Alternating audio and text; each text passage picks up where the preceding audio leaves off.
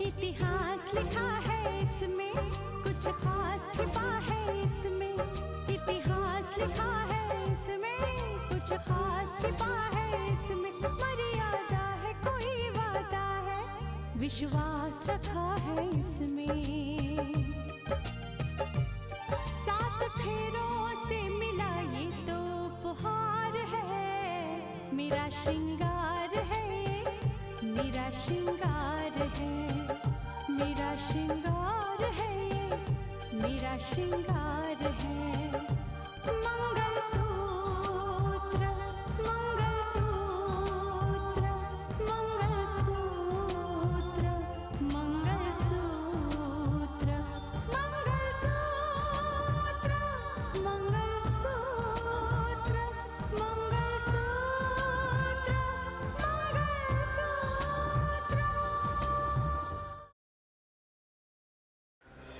राहुल के इंतजार में कहीं ऐसा ना हो कि हम इस बच्चे से छुटकारा भी ना पा सके। रितिका का भी वो प्रण पूरा होगा जो उसने लिया था कि वो राकेश को बेगुनाह साबित करके ही रहेगी। तो फिक्र मत करो साक्षी, मैं हूं ना तुम्हारे साथ। बस तुम अपने अंदर हिम्मत पैदा करो कि तुम अपनी हक की लड़ाई लड़ पाओ। ऐसा कैसे हो सकता है राहुल? आज मुझे लगता है कि वो लड़की कोई और नहीं बल्कि साक्षी ही थी। पापा, आपने जमाल शेख के बारे में तो सुना ही होगा। वो ही जो गुलशन शाह के साथ काम करता था। पुलिस ने उसे गिरफ्तार कर लिया।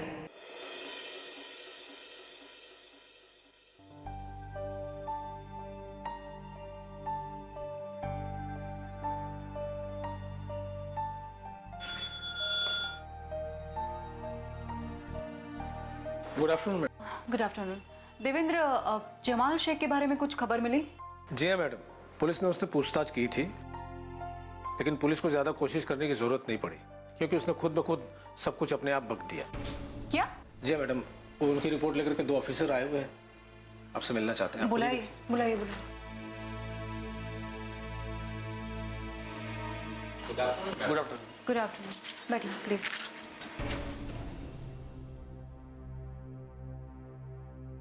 मैडम, हमने जमाल शेख से पूरी पूछताछ कर ली है और उसकी पूछताछ की पूरी वीडियो रिकॉर्डिंग भी कर ली है क्योंकि वो खुद सारे मामले खोलना चाहता था। ऐसा कैसे हो सकता है? I mean, वो खुद गुलशन शाह और सुंदरलाल के साथ काम करता है और उन्हीं के नाम। नहीं, ऑफिसर, कहीं ना कहीं कुछ गड़बड़ है। ऐसा तो नहीं कि वो पुलिस को गुमराह करने की कोशिश कर रहा है? नहीं मैडम, उसने अपने बयान के साथ सारे सबूत भी मुहैया कराए हैं।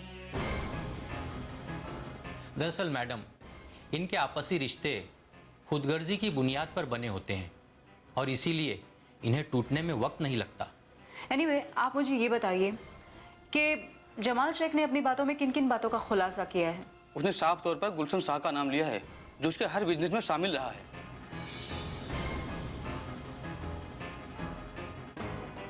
हाँ मैडम, इसके साथ ही उसने पुराने मामले का भी खुलासा कर दिया है कि राकेश को फंसाने के पीछे गुलशन शाह का ही हाथ था। और क्या कहा जमाल शेख ने? जमाल शेख ने गुलशन शाह की हर एक बात खुलकर रख दी है। उसने ये भी बताया कि विपिन नाम के आदमी के साथ वीडियो बनवाने में भी गुलशन शाह का ही हाथ है।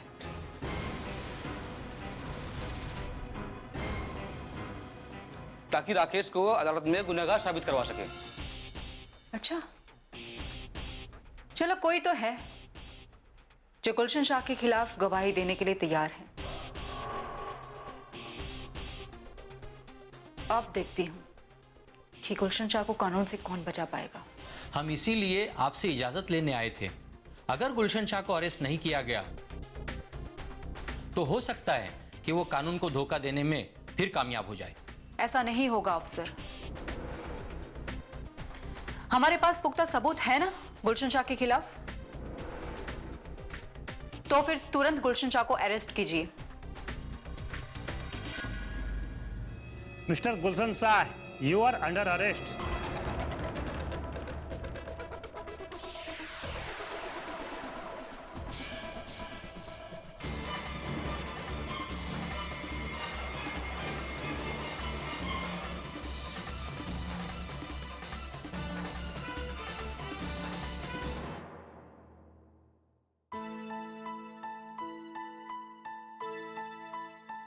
कॉलेज जा रही हो राधिका?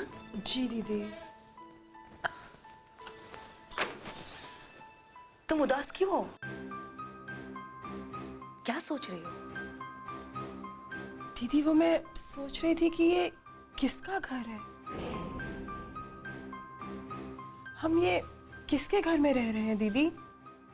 ये सब कुछ सोचकर तुम्हें परेशान होने की कोई जरूरत नहीं है। ये घर बस अब हमारा है।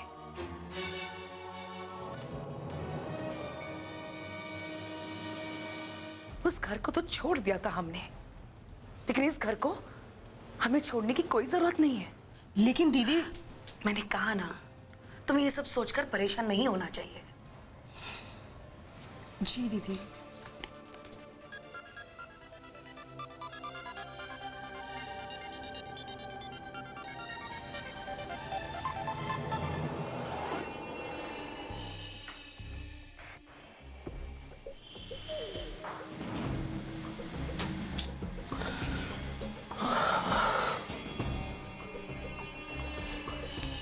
क्या हुआ सुंदर, परेशान लग रहे हो? कुछ नहीं। तुम तो अपनी जंजीरें तोड़कर चली आई, लेकिन मैं ये सोच रहा हूं कि कानून की जंजीरें मुझ तक ना पहुंच जाए। क्या? ये क्या बात कर रहे हो? वही जो तुमने सुना और मैंने कहा।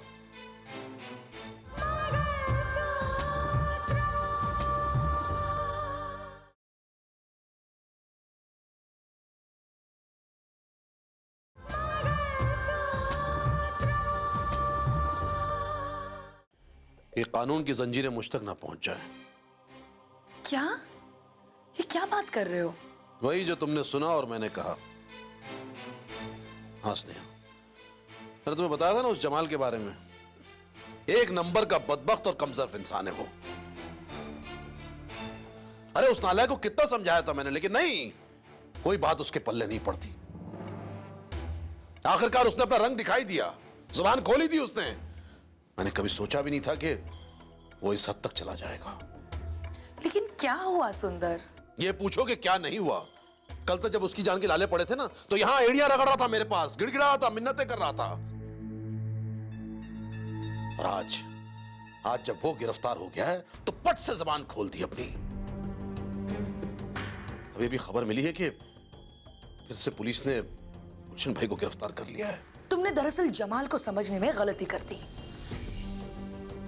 इंसान तो पहले अपने आप को बचाना चाहता है, मिन्नतें करता है, और जब उसका साथ छोड़ देते ना, तो उसके लिए बहुत बड़ी मुसीबत बन जाती है।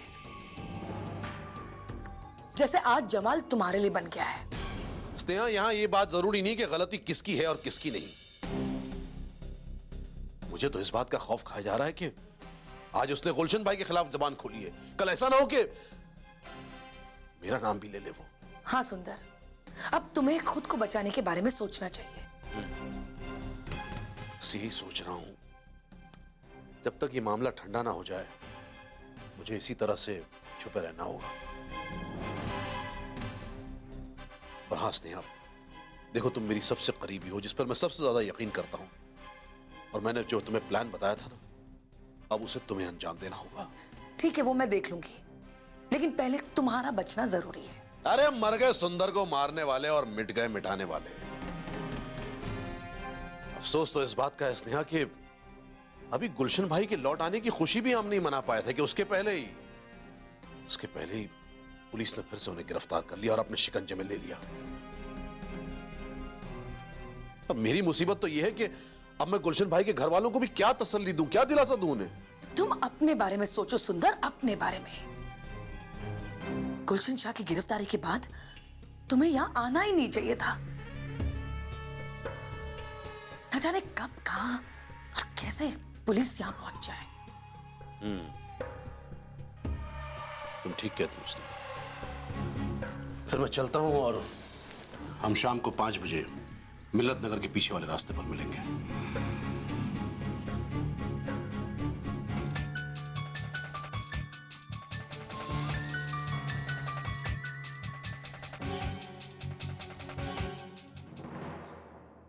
इन सब के पीछे रितिका का ही हाथ है। उसे भला अपनी शिकस्त कैसे बर्दाश्त हो सकती थी? आखिर दिखाई दिया उसने अपनी पावर और अपनी ताकत। लेकिन सर के खिलाफ बयान तो उनके अपने दोस्त जमाल ने दिया था, वरना रितिका इतनी हिम्मत नहीं करती कि वो सर पे हाथ डालती।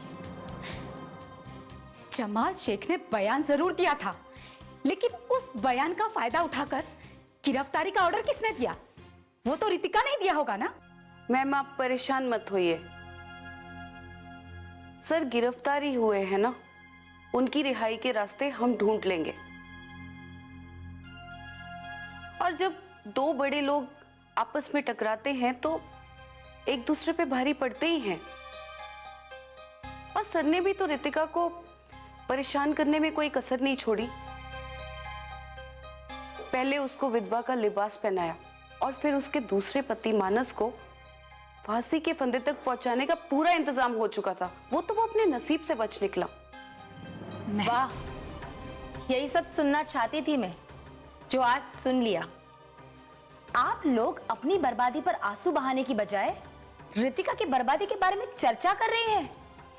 महक तुम गलत समझ रही हो। बड़े अफसोस की बात है माँ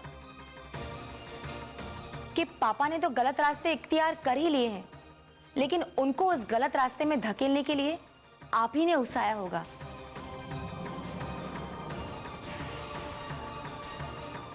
वरना कम से कम आप उन्हें रोकने की कोशिश तो करती। बकवास बंद करो तुम। अब मैं बकवास नहीं करूंगी माँ, और ना ही ये सब कुछ सुनूंगी।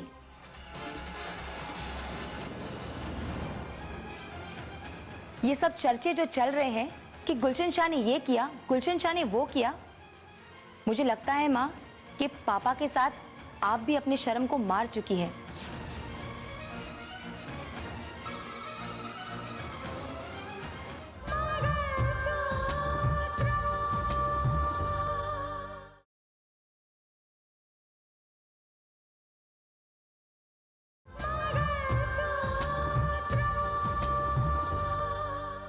ये सब चर्चे जो चल रहे हैं कि गुलशन शाह ने ये किया, गुलशन शाह ने वो किया, मुझे लगता है माँ कि पापा के साथ आप भी अपनी शर्म को मार चुकी हैं।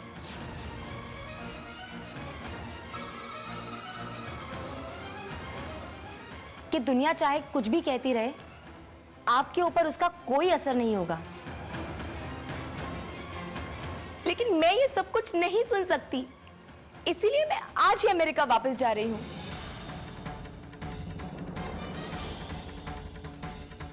मैं इस देश में रहकर एक गद्दार की बेटी नहीं कहलाना चाहती, मैं एक देशभक्त की बेटी कहलाना चाहती हूँ।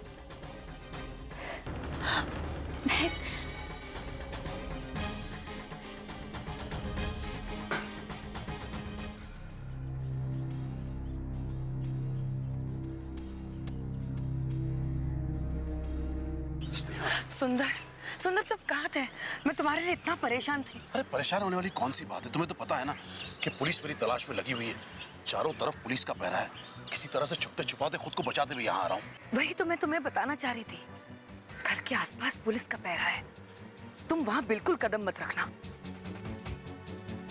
जानता हूँ, घर से दूर सही लेकिन पल पल की खबर रखता हूँ। नाम सुंदर है मेरा, सब पे नजर रखता हूँ। और इस वक्त मैं ये भी जानता हूँ स्नेहा कि मेरा बाहर निकलना बहुत मुश्किल है। मेरी आजादी पर पाबंदी लगा दी गई है। इसीलिए तो मैंने बिपिन को अपनी मुट्ठी में कर रखा है, जिसके जरिए मैं अपने प्लान में कामयाब होना चाहता हूँ। इसलिए चाहता हूँ कि मेरा और गुलशन भाई का जो प्लान है उसे अब तुम अंजाम दो। क्या? हाँ स्नेहा, अरे अगर हम अर्जुन को वहां तक पहुंचा भी दे, उसे पूरी जायदाद पूरी दौलत का वारिस बना भी दे, तब भी उसे हमें क्या फायदा होगा? कुछ नहीं। अर्जुन थोड़ी अपना शेयर हमें देगा, हमें थोड़ी उस जायदाद में से हिस्सा देगा। इसीलिए मेरे शातिर दिमाग की उपज थी कि हम बिपिन को राकेश बनाकर पेश करें। सारी दुनिया के सामने बिपिन को राकेश बनाकर लाया जाए। फिर जब कानून भी बिपिन को रिहा करेगा राकेश समझकर, तो केके मुंजाल उसे अपना बेटा मानकर अपनी सारी जायदाद अपनी दौलत का वारिस बना देंगे, लेकिन असली वारिस होंगे हम। कोई सोच भी नहीं सकता कि हम क्या सोच सकते हैं। कोई सोच नहीं सकता, वही तो सुंदर सोचता है। स्नेहा, तुम गुमान भी नहीं कर सकती, अंदाजा भी नहीं लगा सकती कि हम करोड़ों में खेलेंगे। कितनी दौलत होगी हमारे पास। सच पूछो तो हम अपने मकसद के भी बिल्कुल करीब पहुंच चुके हैं। ठीक कह रहे हो तुम, लेकिन क्या मुंजाल की कोई दूसरी औलाद नहीं है? है उसकी औलाद। के मुंजाल का एक बेटा है, गौरव। लेकिन क्या है, उसे तेज गाड़ी चलाने का बहुत शौक है और हम उसके उसी शौक का फायदा उठाएंगे। और आज रात, हाँ स्नेहा, आज रात को इसकी गाड़ी का एक्सीडेंट होगा जिसमें वो खत्म हो जाएगा, ताकि बिपिन के उस करोड़ों की जायदाद को हथियाने के सारे रास्ते खुल जाएंगे। के मुंजाल बेचारा बिपिन को अपना बेटा मानकर अपनी सारी जायदाद का वारिस उसे बना देगा और फिर वो करोड़ों की जायदाद के असली वारिस होंगे हम।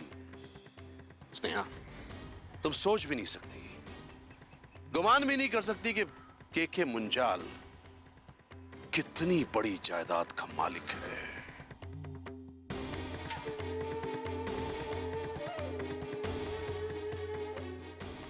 गुमान भी नहीं कर सकती कि के मुंजाल कितनी बड़ी जायदाद का मालिक है। हाँ जी मेहता साहब, बेंगलोर से बोल रहे हो? हाँ जी, मैं बता दूंगा साहब ने 11 बजे ना। हाँ जी, बता दूंगा मैं। ठीक है जी। गुड मॉर्निंग साहब जी। मॉर्निंग शेर सिंह। साहब जी, वो बेंगलोर से मेहता जी का फोन आया था जी। वो कल सुबह उस पार्टी के साथ में 11 बजे तक यहाँ पहुंच जाएंगे, जिनके साथ मीटिंग होनी है। सुबह नहीं, दोपहर को 2 बजे लिबर्टी होटल जी। और लीजा को बोल दो कि मेरे सारे जो अपॉइंटमेंट्स कल के हैं उनकी लिस्ट मुझे घर पे पहुंचा दे। ठीक है साहब। ओके, ठीक है। Good evening dad. हाँ मेहता जी। हे गौरव। कम कम। भाई गौरव, तुम्हारी फिर से शिकायत आई है। तुमने फिर उस ड्राइवर को निकाल दिया नौकरी से। डैड, आप अच्छी तरह जानते हैं मुझे अपनी ड्राइविंग को छोड़ के किसी की ड्राइविंग पसंद नहीं। अरे बेटा, लेकिन वो ड्राइवर एकदम एक्सपर्ट था, मतलब तुम्हें पसंद हो उसी तरह का था। मैंने कहा ना डैड, मुझे किसी की भी ड्राइविंग पसंद नहीं है। और वैसे भी ना, वो ड्राइवर कम बॉडीगार्ड ज्यादा लगता था। अब तुम्हें बॉडीगार्ड की भी तो जरूरत है ना। डैड छोड़िए ना। देखो बेटा गौरव, ड्राइवर तो तुम्हें रखना ही होगा।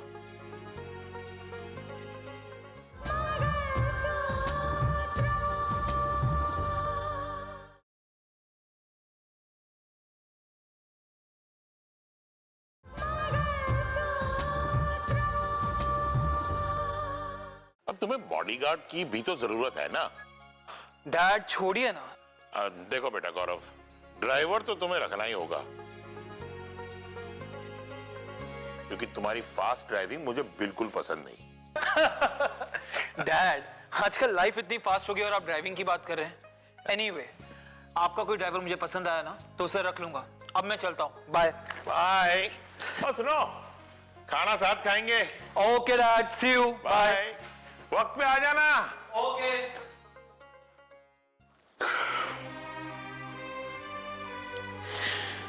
माँ बाप इसलिए औलाद पैदा नहीं करते हैं, इसलिए अपने बच्चों को अच्छे संस्कार नहीं देते हैं कि एक दिन उन्हीं के बच्चों की वजह से उन्हें शर्मिंदा होना पड़े, दुनिया के सामने सर झुकाना पड़े।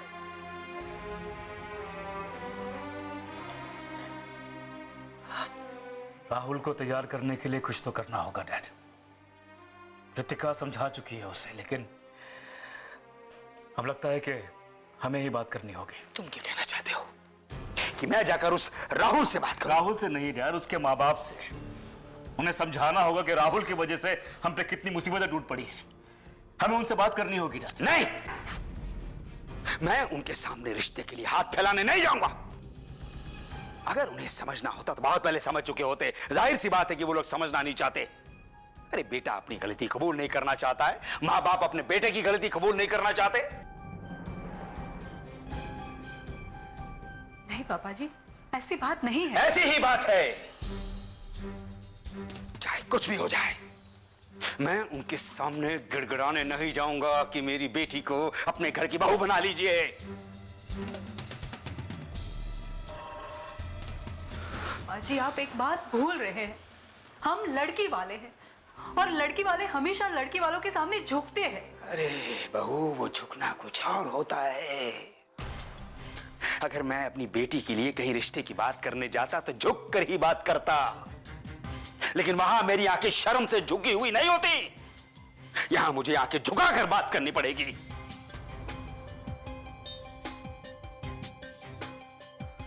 और इसके बावजूद अगर उन्होंने मेरी बात नहीं मानी तो मैं इस कदर अपनी नजरों में नहीं गिरना चाहता। हमें अपनी ही नजरों में गिरने के लिए साक्षी ने मजबूर किया है डैड। साक्षी का कसूर है ये। हमारे पास और कोई रास्ता नहीं है। हमारे पास सिर्फ एक ही रास्ता है। उनके सामने गिड़गिड़ाने से अच्छा है कि तुम जाकर साक्षी को समझाओ कि वो उस बच्चे से छुटकारा पाए।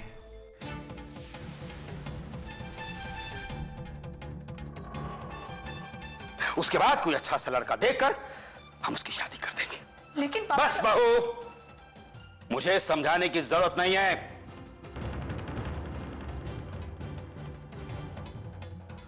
मैंने जितना कहा है उतना करो, बस।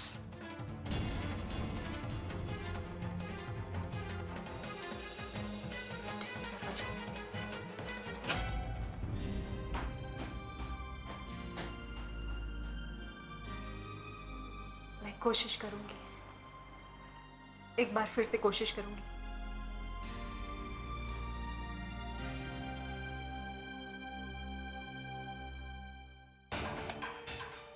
अगर मैं अपनी बेटी के लिए कहीं रिश्ते की बात करने जाता तो झुक कर ही बात करता, लेकिन वहां मेरी आंखें शर्म से झुकी हुई नहीं होती। यहां मुझे आंखें झुकाकर बात करनी पड़ेगी।